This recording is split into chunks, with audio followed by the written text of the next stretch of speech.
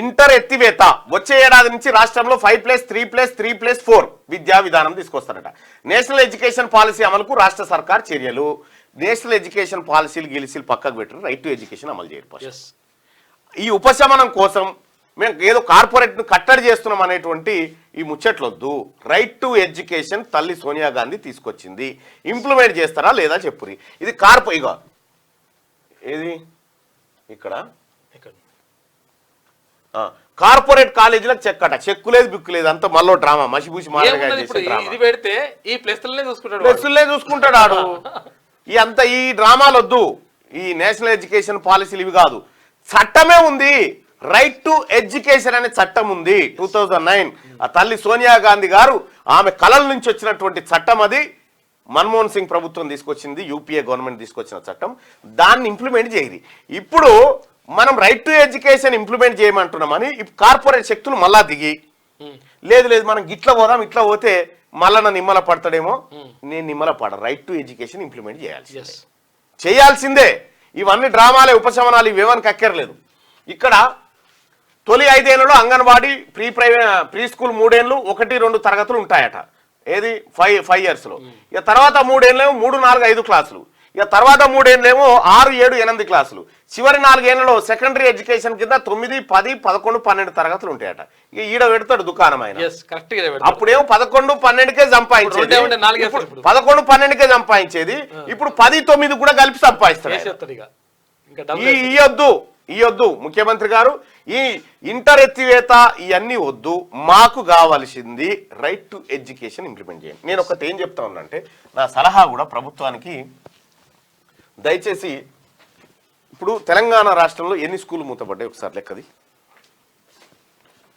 తెలంగాణ రాష్ట్రంలో మూతపడ్డ స్కూళ్ళు కేసీఆర్ గవర్నమెంట్లో 8,000 స్కూళ్ళు మూతపడ్డాయి. స్టూడెంట్ టీచర్ రేషియో పేరుతోటి ఖతం చేసి పడేసి రకరకాలుగా అంచెలంచెలుగా చేసిండు, ఒక్కొక్కసారి ఒక్కొక్క. ఇక్కడ నేనేమంటున్నానంటే, నేను రాష్ట్ర ప్రభుత్వానికి సూచన చేస్తా ఉన్నా, దాదాపుగా ఒక 5,000 స్కూళ్ళు మూతపడవచ్చు.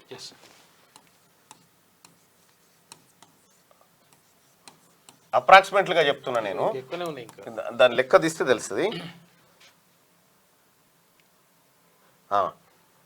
రాష్ట్రంలోని 40,656 పాఠశాలలు ఉంటే అందులో 30,000 ప్రభుత్వ పాఠశాలలు ఉన్నాయి. ఒక్క పాఠశాల సగటున ఒక్కరే టీచర్ ఉన్నారు. ఒక్కరే టీచర్ ఉన్న పాఠశాలలు 7,915 ఏకోపాధ్యాయ ప్రధాన ఉపాధ్యాయులు ఉంటారు, సింగిల్ టీచర్, ఒక్కరే టీచర్.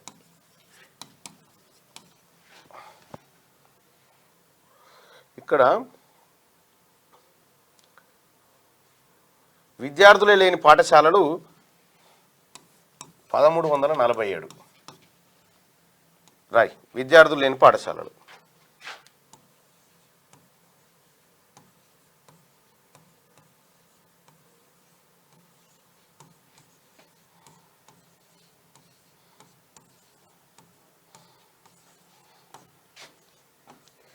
ఇప్పుడు విద్యార్థులు లేని పాఠశాల ఇవన్నీ ఉన్నాయి కదా.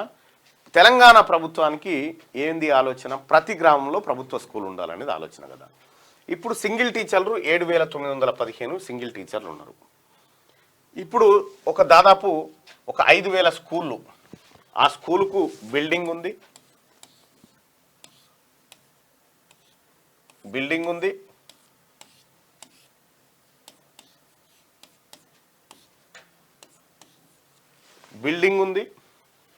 గ్రౌండ్ ఉంది,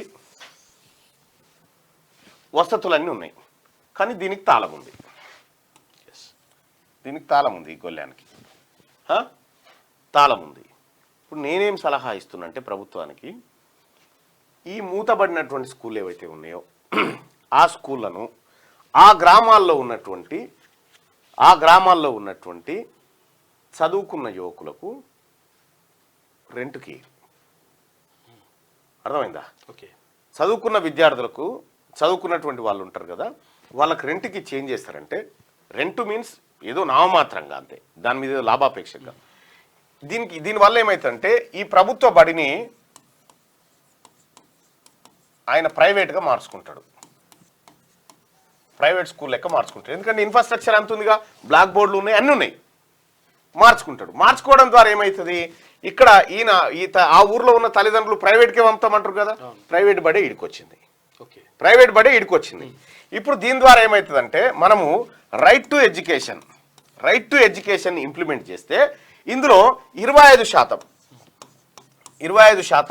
ఫ్రీగా చదువు చెప్పాలి. ఇందులో ఈ స్కీమ్ వీళ్ళకి వర్తింపజేస్తే ఇక్కడ స్కూల్ పెట్టుకున్నటువంటి ప్రైవేట్ వ్యక్తులకు, ఈ గవర్నమెంట్ స్కూల్లో నడుపుకుంటే వాళ్ళకు 70% నిధులు కేంద్రం, 30% నిధులు రాష్ట్ర ప్రభుత్వం.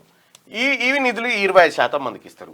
ఇక మిగతా 75% మంది విద్యార్థులు ఎవరైతే ఉంటారో వీళ్ళకు నామమాత్రం ఫీజులు నెలకు 1000 రూపాయల ఎంతో నామమాత్రం ఫీజులు పెట్టి వీళ్ళకు నడిపిస్తే, ఇక్కడ ఈ ప్రైవేట్ ఆయన ఏం చేస్తాడంటే ఈడొక 5 టీచర్లను నియమించుకుంటాడు. ఈ 5 ఉపాధి దొరుకుతుంది, ఈడ స్కూల్ నడుస్తుంది, ఈ ఎడ్యుకేషన్ సిస్టమ్ ఇంప్లిమెంట్ అవుతుంది, రైట్ టు ఎడ్యుకేషన్. ఆ తర్వాత ఊర్లో పడి ఉన్నట్టుంటుంది, ఉపాధి కల్పించిన వాళ్ళం అవుతాం. ఈ ఆలోచన పైన మీ అభిప్రాయం తెలియజేయండి ప్రజలారా.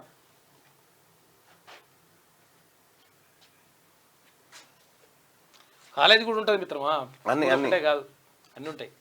అందులో ఇంజనీరింగ్ కాలేజీలు ఉంటాయి, మెడికల్ కాలేజీలు ఉంటాయి, జూనియర్ కాలేజీలు ఉంటాయి, డిగ్రీ కాలేజీలు ఉంటాయి, అన్నీ ఉంటాయి. ఎందుకంటే ఇప్పుడు చాలా మంది అన్న డిఎస్సి వేయాలి, చాలా మంది ఉన్నాము, అది తప్పుడు లెక్క. అంటే ఇది నా లెక్క కాదు, ఇది కేసీఆర్ సమగ్ర కుటుంబ సర్వే లెక్క. ఇప్పుడు నేను చెప్పినటువంటి ఆలోచన బాగానే ఉందా? దాని ద్వారా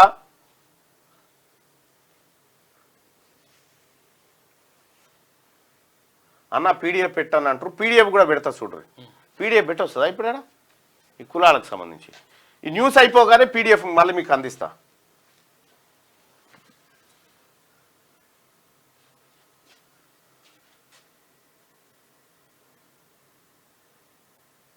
ఆకునూరి మురళిని అడగండి అంటున్నాను. నేను అందరికి చెప్తా ఉన్నా, నేను ప్రభుత్వానికి ఇచ్చే సలహా ఏంటంటే మూతబడి పెట్టిన తాళమేసుడు కంటే దాన్ని ఆ ఊర్లో ఉన్నటువంటి యువతకు అప్పచెప్తే ఆ స్కూల్ని వాళ్ళు తీసుకొని తద్వారా కొంత ఉపాధి పొందుతూ రైట్ టు ఎడ్యుకేషన్ ఇంప్లిమెంట్ చేస్తూ మన పేద పిల్లలకు చదువు దొరుకుతుంది, వీళ్ళకి ఉపాధి దొరుకుతుంది, ప్రభుత్వ లక్ష్యం నెరవేరే.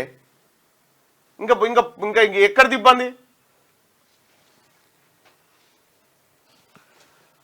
దయచేసి ఇటువంటి దానికి నేను చెప్తా ఉన్నా, మద్దతు ఇవ్వండి సోదరులారా. ఇది అందరికీ చాలా బాగుంటది. చాలా మంది చెప్తా ఉంటారు అన్న డిఎస్సి వేయాలి, పోస్టులు పెంచాలి. ఈ పోరగాళ్ళు ఏంది ఎవరికి చెప్తావు చదువు? పోరగాళ్ళు ఉండాలి కదా చదువు చెప్తాను. గవర్నమెంట్ స్కూల్లోకి రావాలి కదా పిల్లలు ఫస్ట్. అది నా ఆలోచన బైసాబ్. ఇక ఇదంతా ఉత్తదే, ఈ విధానం అంతా కార్పొరేట్ ఏమంటారంటే కార్పొరేట్ తీన్మార్ మల్లడం మిమ్మల్ని కొట్టుమంటుండని చెప్పి కార్పొరేట్ వాళ్ళకి వీళ్ళు చెప్తారు. కొడుతో కానీ దెబ్బ తాకుంటే జర్ర గిచ్చినట్టు చేయంటే ఇట్లా ఓ అనాలి, నువ్వు ఓ అంటది. ఇది నేషనల్ ఎడ్యుకేషన్ పాలసీ అమలు చేస్తామంటున్నారు కదా, నేనేం చెప్తా ఉన్నా, right to education first implement చేయాలి. రైట్ టు ఎడ్యుకేషన్ ఇంప్లిమెంట్ చేస్తే సగం చచ్చిపోతాయి కార్పొరేట్లు. నేషనల్ ఎడ్యుకేషన్ పాలసీ 2020 అమలుకు రాష్ట్ర సర్కార్ కసరత్తు ప్రారంభించింది. పాలసీలోని కొన్నింటినైనా అమలు చేయాలని భావిస్తున్నది. ఇది ఉత్తదే బై, ఇది మనని మభ్యపెట్టే వార్త, ఇది ఉపశమనం వార్తనే. క్యూ న్యూస్ ఛానల్లో పనిచేయటకు అనుభవం గల సీనియర్ డిజిటల్ మార్కెటింగ్ వారు కావాలను సంప్రదించవలసిన నెంబర్ 8688926084. qnewsads@gmail.com ను సంప్రదించండి. లైక్ చేయండి,